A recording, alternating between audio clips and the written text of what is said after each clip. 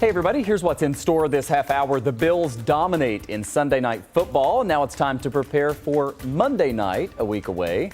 What will it take to remain in first place in the division and, pretty much the best in the league? We'll talk about all that in our Monday mailbag. Plus, remember what a disaster holiday shipping was last year? Well, what you need to know to get ahead of the game this holiday and make sure that your packages actually get there on time. And if you don't feel right about commemorating Christopher Columbus today, know that you have a lot of choices when it comes to how you spend this Monday. We'll explain that as well. And all those stories are ahead. We're glad you're with us. First on the town hall tonight, troubles continue for Southwest Airlines after a long weekend travel meltdown. The airline experienced its own bit of turbulence, leaving thousands of passengers nationwide stranded and desperate to find flights. Just listen to the frustration.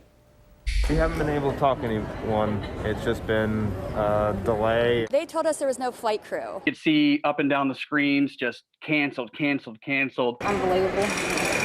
People are frustrated, aggravated. Southwest is blaming the meltdown on a combination of bad weather, air traffic control issues, and its own shortage of available staff. But the FAA was quick to fire back on Twitter, saying there hasn't been any air traffic staffing shortages reported since Friday. So what is the real problem here? And is this something passengers need to be worried about going forward, especially with the upcoming holidays? Joining us live with some answers to that is Kevin Bloom. He is a senior travel advisor with AAA of Western and Central New York. And Kevin, thanks so much for your time tonight. We appreciate it. My pleasure.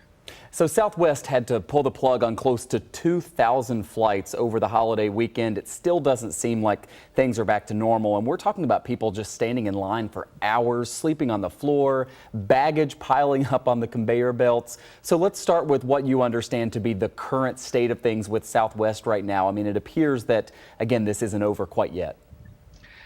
So what we had heard as of this morning is that there were still some delays, and basically whenever you have anything major disrupting something with the airlines, they've got a residual effect. They've got to catch up. They've got to get aircraft and crew from areas that they were stranded in. You've got to worry about crew issues in terms of their flight, how many flight hours they're allowed to have for the day. And so if the plane has to be grounded until they're able to fly again, that's all got to catch back up again. So, we're used to this really in Buffalo. We deal with this in the wintertime with the snowstorms. We deal with the thunderstorms during the summertime. We have the hurricane season. So it's just something that it's part of what travel is today. And I think the key factor everybody needs to keep in mind is just keep your patience. Pack it with you. Do not leave it at home. There's no point in getting super stressed. And if you're super stressed and you're stressing out the agent that you're trying to deal with, you're not going to get very far. The more empathetic you are, the better the chance they're going to be really happy to help you with it. And people certainly can lose their patience very quickly when they're traveling, even pre-pandemic. It isn't the first time that Southwest has had to cancel a big chunk of its scheduled flying during the pandemic. Something similar happened, Kevin, over the summer. And at that time, they were blaming staffing shortages, network issues. Does Southwest in particular have some bigger picture problems, or is this, like you said, just what travel is now?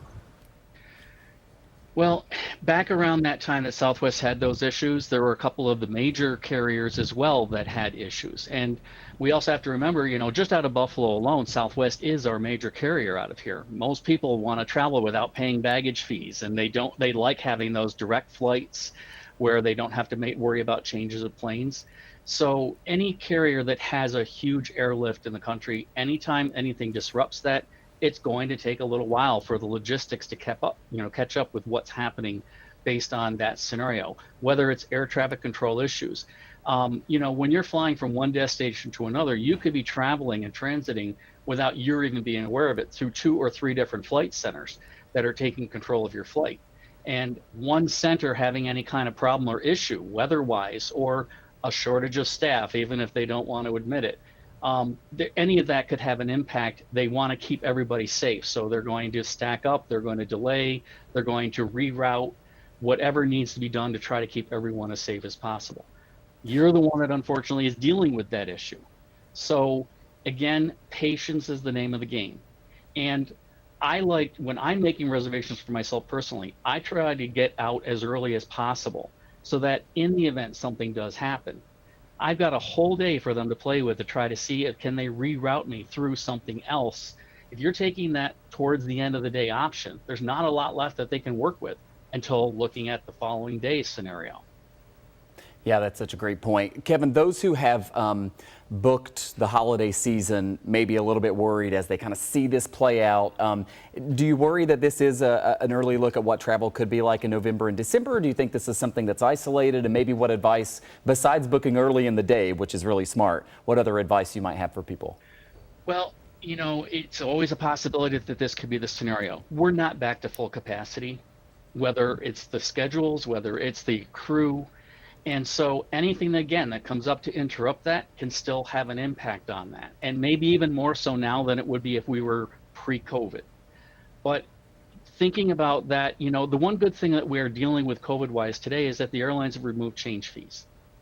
And Southwest didn't have them to begin with. So if you need to change or you feel more comfortable changing, maybe you did schedule something late. Maybe you can rearrange your schedule and see if you can get something earlier.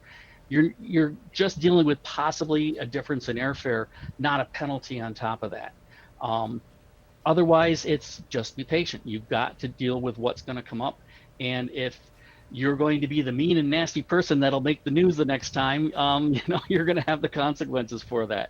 Be nice, be pleasant, be empathetic. Those are the best things that I can give people for advice, because that's what's going to get you a lot further. Kate, no one wants to be on the news. No, that's exactly right. Not for that reason, for sure. Finally, Kevin, we have to ask you this because Buffalonians are all over airline websites today. They're looking for flights to Nashville for Monday Night Football. Is what happened this weekend going to impact Bills fans hoping to get to that game? Well, the advanced weather forecast that I saw yesterday was saying that we are going to be having some pleasant weather this week until we get towards the weekend, and we're going to see a big change coming through where the temperatures are going to start getting cooler. We might see, when that's happening, you know, some changes in the weather in terms of some more rain again. If that's happening here, it's usually coming from somewhere west. So potentially that could have an impact on it, but it could also just be light sprinkles. We don't know until we get closer. But again, if you think about, try to get out early, give yourself as much time as possible to deal with any potential. That's going to have a better chance to help you. Or do like what I'm doing and drive down to Nashville on Thursday, and the game's not till Monday, so I could literally go 5 miles an hour and make it there.